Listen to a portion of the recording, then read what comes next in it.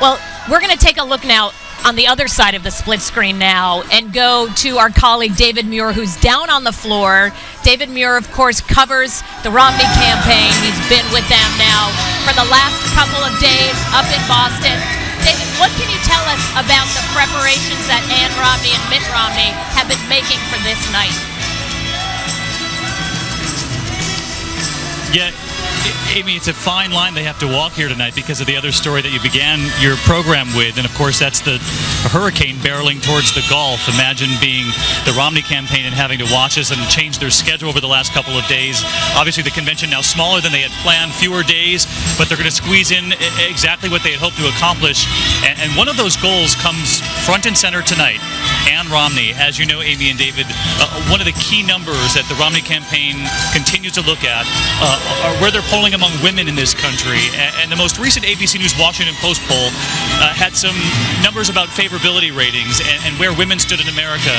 More find him unfavorable than do favorable. And so tonight is a huge opportunity, they believe, with this sort of primetime appeal of Ann Romney to tell her story, offer a more personal side of him, hope to make him more likable to voters who perhaps don't know about him, who haven't tuned in to the presidential race until now. We received excerpts from the campaign just a short time ago. She's expected when she takes this stage here behind me to talk more about the marriage, and she says in the excerpts that we have looked at that many people think of our marriage and talking about her marriage with Mitt as a storybook marriage, and she said in storybooks they don't talk about breast cancer or MS, and she'll make the point that theirs is not a storybook marriage but a real marriage. I think that's a real attempt to try to make them relatable to many of the people in the country who so far might not be sold yet on Mitt Romney's candidacy.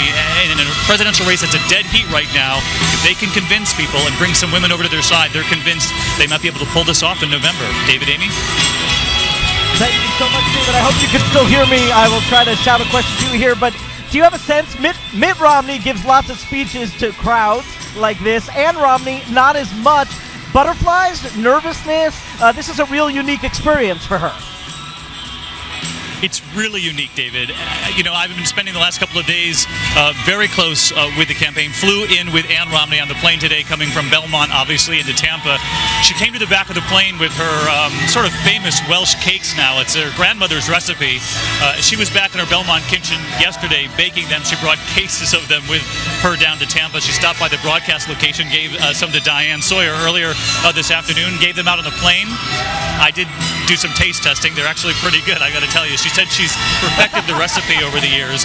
But, you know, Ann Romney is very honest. She was talking on the plane about how she had practiced the last couple of days in New Hampshire inside a high school auditorium, and she did so with teleprompters set up. And she said, quite frankly, I haven't used a teleprompter before. I don't like it. And she said on the plane today, we'll see how it goes tonight. So I think if she can keep that sort of relatability going, get up there on that stage, be very normal, not someone who is remarkably rehearsed or practiced with the teleprompter, it might actually have a great deal of appeal.